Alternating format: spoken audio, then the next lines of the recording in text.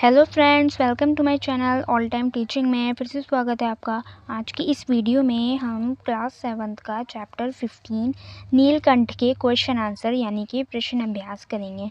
तो फ्रेंड्स, अगर आप मेरे चैनल पर नए हैं तो चैनल को सब्सक्राइब ज़रूर करें ताकि मेरी लेटेस्ट वीडियो आप तक सबसे पहले पहुँचे। तो वीडियो को करते हैं स्टार्ट।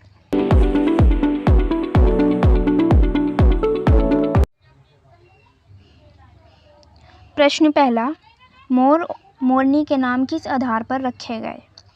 इसका उत्तर है मोर की गर्दन नीली थी, यानी मोर की गर्दन जो है वो ब्लू थी, इसलिए उसका नाम नीलकंठ रखा गया। जबकि मोरनी मोर के साथ साथ रहती थी, अतः उसका नाम राधा रखा गया। प्रश्न 2, जाली के बड़े घर में पहुंचने पर मोर के बच्चों का किस प्रकार स्वागत हुआ? इसका उत्तर है मोर के शावकों को जब जाली के बड़े घर में पहुंचाया गया तो दोनों का स्वागत ऐसे किया गया जैसे नववधू के आगमन पर किया जाता था। लक्का कबूतर नाचना छोड़ उनके चारों ओर घूम घूम कर गुटुरगू करने लगा। बड़े खरगोश गंभीर भाव से कतार में बैठकर यानी लाइन में बैठकर उन्हें देखने लगे। छोटे खरगोश उनके आसपास उछल कूद मचाने लगे। तोते एक आंख बंद करके उन्हें देखने लगते हैं। प्रश्न 3, लेखिका को नीलकंठ की कौन कौन सी चेष्टाएं बहुत भाती थी? जो लेखिका है, राइटर को नीलकंठ की कौन कौन सी चेष्टाएं भाती थी? इसका उत्तर है नीलकंठ देखने में बहुत सुंदर था, बहुत ब्यूटीफुल था। वैसे तो उसकी हर चेष्टा ही अपने आप में आकर्षक थी, लेकिन महादेवी को निम्न चेष्टाएं अत्यधिक भाती थी। पहला, गर्दन ऊंची करके देखना। दूसरा, विशेष भंगिमा के साथ गर्दन नीची कर दाना चुगना। थर्ड है पानी पीना। फोर्थ, गर्दन को टेढ़ी करके शब्द सुनना। फिफ्थ, मेघों की गर्जन, ताल पर उसका इंद्रधनुष के गुच्छे जैसे पंखों को मंडलाकर बनाकर तन में नृत्य करना है। जब बारिश होती है तो मोर डांस करता है। ठीक है। अब सिक्स्थ, महादेवी के हाथों से हौले हौले चने उठाकर खाना। सेवंथ, महादेवी के सामने पंख फैलाकर खड़े होना। प्रश्न 4, इस आनंद उत्सव की रागिनी में बेमेल स्वर कैसे बज उठा? ये वाक्य किस घटना की ओर संकेत कर रहा है? इसका उत्तर है जब लेखिका ने बड़े मियाँ से एक अधमरी मोरनी खरीदी और उसे घर ले आई, उसका नाम कुब्जा रखा। उसे नीलकंठ और राधा के साथ रहना नहीं भाया। वे नीलकंठ के साथ ही रहना चाहती थी, जबकि नीलकंठ उससे दूर भागता था। कुब्जा ने राधा के अंडे तोड़कर बिखेर दिए।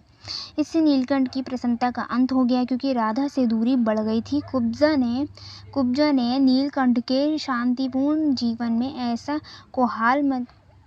कोलाहल मचाया कि बेचारे नीलकंठ का अंत हो गया। प्रश्न 5, वसंत ऋतु में नीलकंठ के लिए जाली घर में बंद रहना असहनीय क्यों हो गया था? यानी जो वसंत ऋतु है उसमें नीलकंठ के लिए जाली घर में बंद रहना असहनीय क्यों हो जाता था? इसका उत्तर है जब वसंत ऋतु में जब आम के वृक्ष सुनहली मंजरियों से लद जाते थे और अशोक के वृक्ष नए पत्तों में बंक जाते थे, तब नीलकंठ जाली घर में अस्थिर हो जाता था। वह वसंत ऋतु में किसी के घर बंदी होकर नहीं रह सकता था। उसे पुष्पित और पल्लवित वृक्ष भाते थे, तब उसे बाहर छोड़ देना पड़ता था।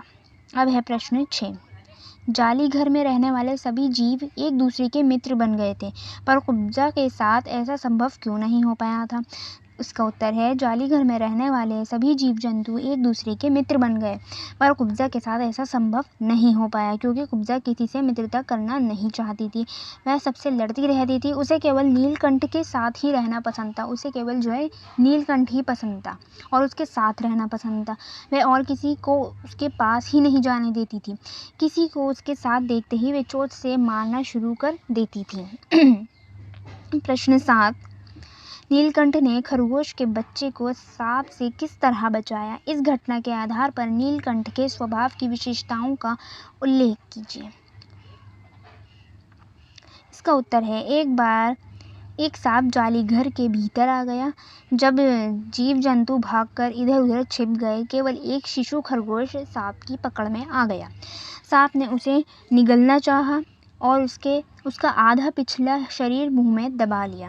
नन्हा खरगोश धीरे धीरे ची ची कर रहा था। सोए हुए नीलकंठ ने दर्द भरी व्यथा सुनी तो वह अपने पंख समेटता हुआ झूले से नीचे आ गया। अब उसने बहुत सतर्क होकर सांप के फन के पास पंजों से दबाया। फिर अपनी चोंच से इतने प्रहार उस पर किए कि वह अधमरा हो गया और फन की पकड़ ढीली होते ही खरगोश का बच्चा मुख से निकल आया। इस प्रकार नीलकंठ ने खरगोश के बच्चे को सांप से बचाया। इस घटना के आधार पर नीलकंठ की स्वभाव की निम्न विशेषताएं उभर आती हैं। ठीक है, इसके आधार पर नीलकंठ की जो है वो कुछ विशेषताएं उभर कर आती हैं जो निम्नलिखित हैं। पहला, सतर्कता, बहुत सतर्क है। जालीघर के ऊंचे झूले पर सोते हुए भी खरगोश की कराह सुनकर ये शक हो गया कि कोई प्राणी कष्ट में है और झट से झूले से नीचे उतर आया। दूसरा, वीरता। नीलकंठ वीर प्राणी है। अकेले ही उसने सांप से खरगोश के बच्चे को बचाया और सांप के 2 खंड टुकड़े यानी 2 टुकड़े करके अपनी वीरता का परिचय दिया। ठीक है।